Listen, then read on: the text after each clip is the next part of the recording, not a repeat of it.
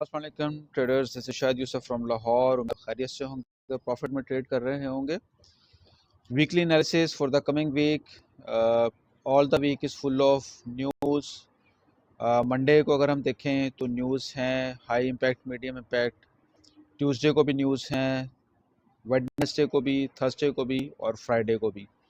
इसके अलावा geo political situations की अगर हम बात करें तो जियो पोलिटिकल सिचुएशंस में कुछ ऐसी पॉलिटिकल सिचुएशन बन रही है कि जिस पे गोल्ड की प्राइस और ऊपर जा सकती है, लेकिन और ऊपर जाने के लिए उसको सपोर्ट रिक्वायर्ड होगी थोड़ी सी, जो कि वो कहाँ से लेगी इसको हम टेक्निकल चार्ट के ऊपर जाके देखते हैं। और जियो पोलिटिकल हालात की वजह से क्यों ऊपर गोल्ड जाएगा वो भी मैं आपके साथ चंद सेकंड में डिस्कस कर लेता हूँ।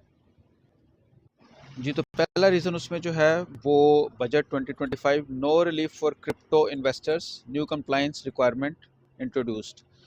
सो जब किसी इन्वेस्टर को कहीं पर रिलीफ नहीं मिलता तो गोल्ड को सेफ हेवन के तौर पे समझा जाता है और गोल्ड के अंदर इन्वेस्टमेंट जो है वो इंक्रीज होती है। सो बाइंग इज़ एक्सपेक्टेड, पहला रीज़न जियोपॉलिटिकल अगर हम देखें तो। जी, और अगर हम बात करें दूसरे रीज़न की तो president Trump has signed an executive order placing stiff tariffs on Canada, Mexico and China, setting the stage for a trade war. Trade war के लिए एक स्टेज जो है उसको सजाया गया है, उसको जो है उसके ऊपर सबकी नज़रें हैं और इन टैक्सेस की वजह से भी गोल्ड को सेफ हेवन के तौर पे ट्रीट किया जाएगा। सेकंड रीज़न है गोल्ड के बाय जाने की। So this is the gold daily chart. इसकी जो प्रीवियस रेजिस्टेंस थी उसको गोल्ड ने ब्रेकआउट किया, can be a fake out as well. ये वाली प्रीवियस रेजिस्टेंस इसकी जो थी, ये वाली रेजिस्टेंस जो इसकी ऑल टाइम हाई जो 30 अक्टूबर को इसने टच किया और उसके बाद इसने एक ब्यूरिश मोमेंटम जो है वो कैरी किया। सो अगर इसको टेक्निकली देखा जाए तो gold is still in range और यहाँ पर हल्का सा इसका जो है वो ब्रेकआउट हुआ है, लेकिन डेली की कैंडल जो है वो इन्वर्टेड हैमर के तौर पे क्लोज हुई है, जो कि एक साइन है कि गोल्ड एक दफ़ा बेरिश मोमेंटम कंटिन्यू कर सकता है। और बेरिश मोमेंटम को कंटिन्यू करने की एक रीज़न ये है कि गोल्ड को दोबारा ऊपर जाने के लिए लिक्विडिटी रिक्वायर्ड है और वो लिक्विडिटी ऑफ कोर्स उसको नीचे से ही ग्रैब करनी पड़ेगी, उसको एक दफ़ा डाउन आना पड़ेगा। सो देयर इज़ पॉसिबिलिटी कि मार्केट जिस तरह से पहले रेजिस्टेंस से सपोर्ट,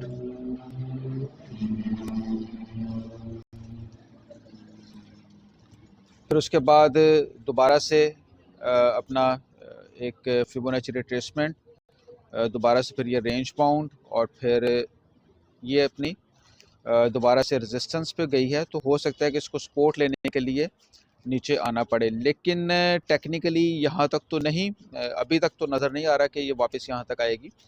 लेकिन कहाँ तक ये डाउनवर्ड ट्रैवल कर सकती है लिक्विडिटी स्वीप करने के लिए, उसको हम H4 के टाइम फ्रेम चार्ट के ऊपर जाकर एक दफ़ा रीड करते हैं।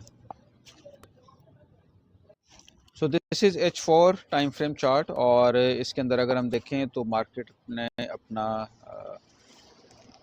Higher low, higher high, higher low, higher high, higher low, थोड़ा सा इसको और दोबारा से अपना हायर हाई लगाया है और यहीं पर मार्केट ने H4 के ऊपर रिजेक्शन कैंडल भी क्रिएट की है। सो यहाँ से इसका डाउनवर्ड ट्रेंड कहाँ तक हो सकता है, लेट्स रीड दैट आउट।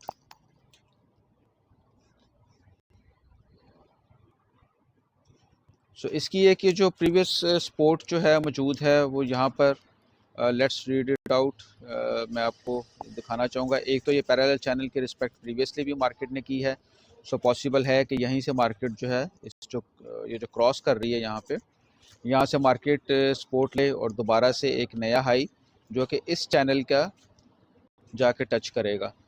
और अगर मार्केट यहाँ से दोबारा इसको ब्रेक करती है, इस सपोर्ट को, और बेरिश मोमेंटम दिखाती है, तो फिर इसकी नेक्स्ट सपोर्ट जो है जो कि फेयर वैल्यू गैप भी है जहाँ पर मौजूद, और एक ये लाइन भी मौजूद है यहाँ पर चैनल की।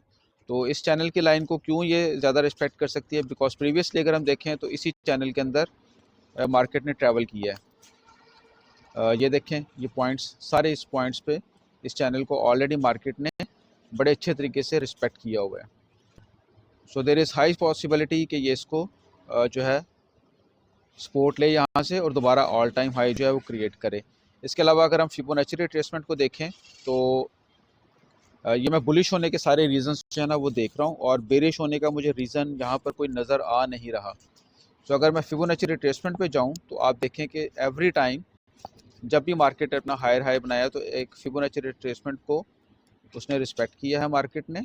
सी यहाँ पर फिबोनाची रिट्रेसमेंट को रिस्पेक्ट किया है और फिर दोबारा से अपना नए सिरे से हायर हाई लगाने के लिए निकल पड़ी है।